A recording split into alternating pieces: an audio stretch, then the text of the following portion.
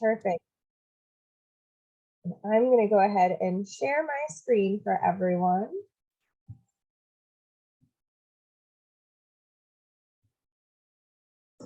There we go. Hopefully you all can see that. I see some head nods. Perfect. So as Mike said, I am Peggy Garcia. I'm with the Appalachian Children Coalition, and we have a new project that is underway that I will get into. I'm excited to be here. I have presented at ECHO many, many times in my previous role as the Athens County FCFC coordinator. So very familiar with this group. The ACC is here really serving those who serve children. So we don't provide any actual services. We just help support those that are already existing in our region to help bolster up their own community and their own services.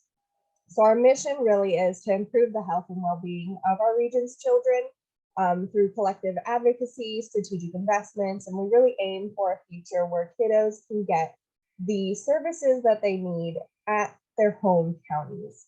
We have kiddos, as I'm sure you're all well aware of, going out of county, sometimes out of state, to receive the services that they need for mental and behavioral health. And we're really trying to broaden those services in our Appalachian region so that the kids don't have to travel out of county, out of state for these services. So a little background on the ACC. We were founded in March 2020, which is a super fun time to start a new business.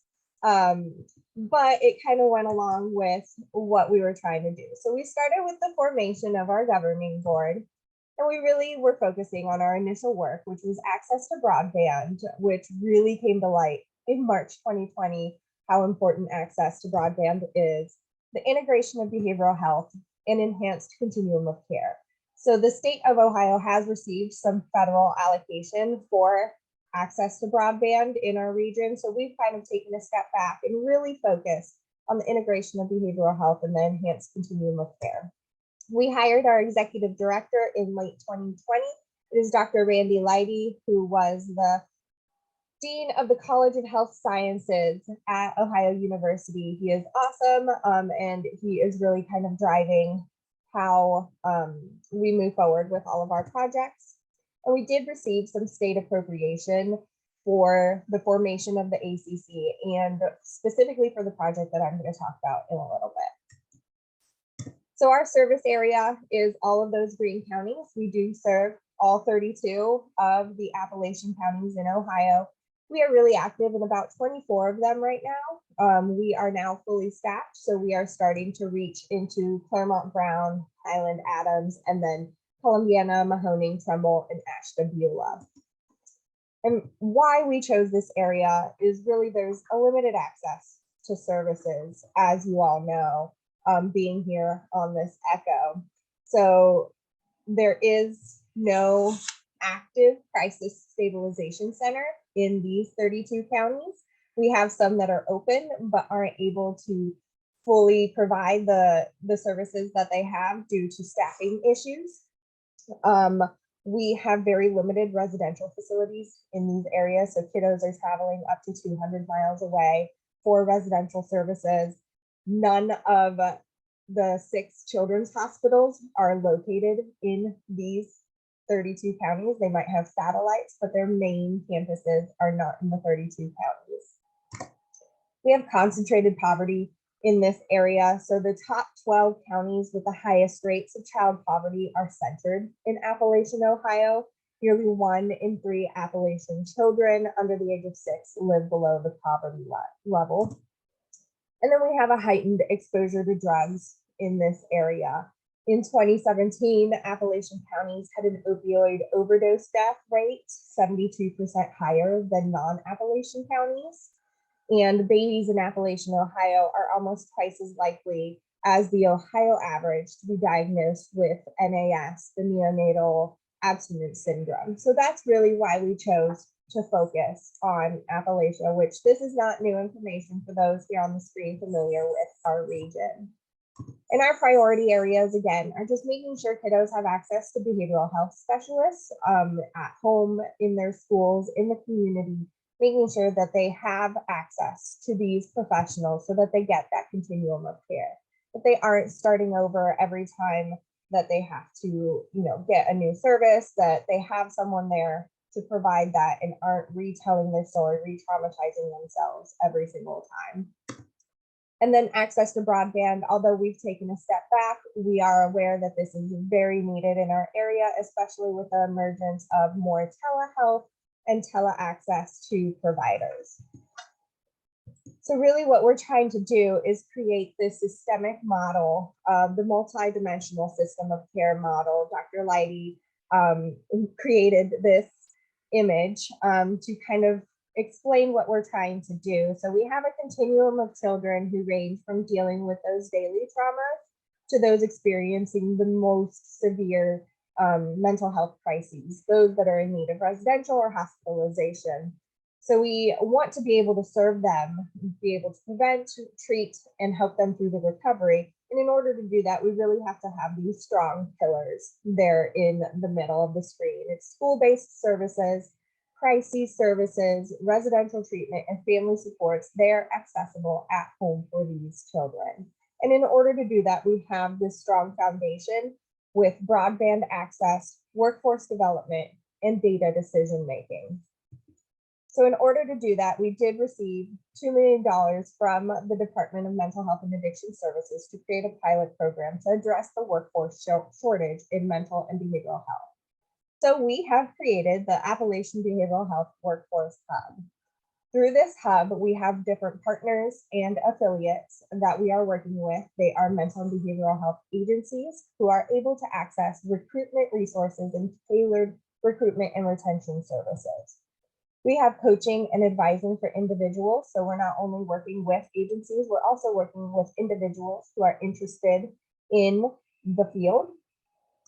We have financial resources to incentivize employment. So we are able to provide retention bonuses and recruitment bonuses, sign-on bonuses, training incentives, as well to access to training and development programs, job placements for individuals looking to get into the field, paid internships and placement experiences for high school students and college students. We're able to provide needs assessments and evaluation services as well too. We are doing countywide assessment services with the regions that we work with, and then building awareness of behavioral mental health careers for high school students, college students, and adults seeking career change, letting them know the broad spectrum of what mental and behavioral health careers look like. So right now we do have 6 partner agencies. They are Hopewell Health Centers, Integrated Services, Health Recovery Services, Life and Purpose, Pullman Services, and Shawnee Mental Health Services. We have been able to provide one of them so far who has completed their service plan with $50,000 for tailored recruitment, retention, training, and programming. The others are in the process of writing up their proposals. I have seen 2 of them come in already. So we're really working with them to really tailor that. We do have affiliates who are also able to access us.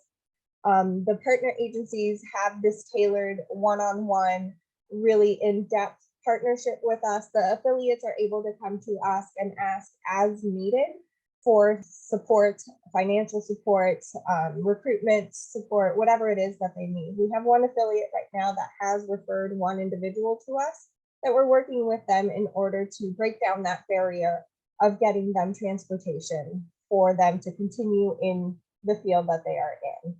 So in order to receive the funding from us, we do ask for some measuring success metrics. So we're measuring the turnover rate, average employee tenure, employee commitment to the agency, and wait times for clients for their intakes and first appointments, hopefully making sure that those are decreasing as our supports increase for these agencies. We are also partnering with high schools. So 5 high schools will be identified. One of them will be in Washington County because we are working with Building Bridges to Careers, which is based out of Marietta. We are also working with the GRIT program that is based more in the Southwest to provide those paid internships for high schoolers, being able to provide them with credentialing and paying for their credentialing training or testing so that they can then enter the field and have those stackable credentials to get into the field and hopefully move forward in it. Providing information and education, again, to those high schoolers, just letting them know what mental and behavioral health looks like, what that career looks like. It could be a case manager, it could be a psychiatrist, it could be working in a residential private practice. There's just so much that goes into our field. We're also working with displaced workers, so everything that is available for high school students is also available for displaced workers and older adults. We do not have an age limit on those who can access our services. So they get access to tailored job coaching and trainings as well too. And then access to a resume repository that we will have on our website as it gets built out.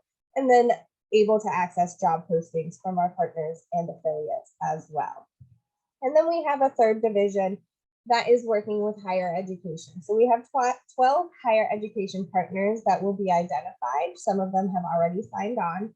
Representatives from each of these partner institutions are going to take part in a larger cohort that meets regularly. They will get individual and tailored services for these institutions, for the staff and the students. We are looking at curriculum change, how we can make sure that we are using stackable curriculum so that it relieves some of the burden of getting an education in mental and behavioral health.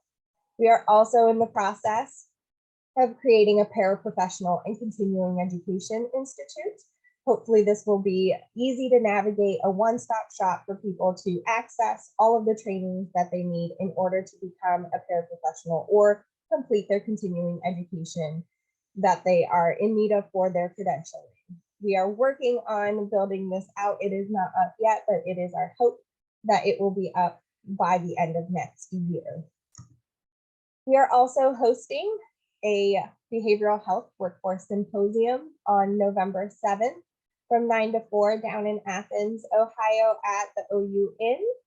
We have different people coming to talk. We have representatives from Ohio University. We have representatives from OMOS. We've got lots of people coming to talk. If you're interested, I can send this flyer to Jamie and Kara to get it out to everyone so that you can contact, I believe it's Michael Searles to get registered for this event. And of course, I have to do a quick shout out to our governing board. We have ex-governors of the state of Ohio, higher education, and high school education representatives, mental health representatives on there. They are awesome. They meet regularly to go over what the ACC is doing. We also have an awesome advisory board that meets more often than the governing board, and it really is advising us on where we need to go, giving us insight in what this field needs, so that hopefully we are being impactful in the regions that we are in. And this is my contact information. We are working on getting this shortened because this is really long and there are a lot of letters in there, but it is clickable. So when they send out the PowerPoint, you can just click on it and you don't have to worry about misspelling it, because I misspell it all the time. We also have our website, which is the acchub.org. The coworkers and myself all had input on that one, which is why it's a lot shorter. So that is being built out. It is not fully launched yet, but hopefully we have our date of mid-October for that, which is coming up soon. So I'm thinking mid to late October, we will have that fully launched. We'll have the resume repository on there. We will have access to all of our services. Our calendars will be on there to meet with us. And if anyone has any questions, please feel free to email us. Like I said, I'm Peggy. I also have the two other directors that work with me, Sarah and Anna. Their contact information is on there. If anyone needs anything, just send one of us or all three of us an email and we'll get it to the right person and be able to answer that. And I talked really fast through that because I was conscious of the time, and I know the time limit on this. So does anyone have any questions?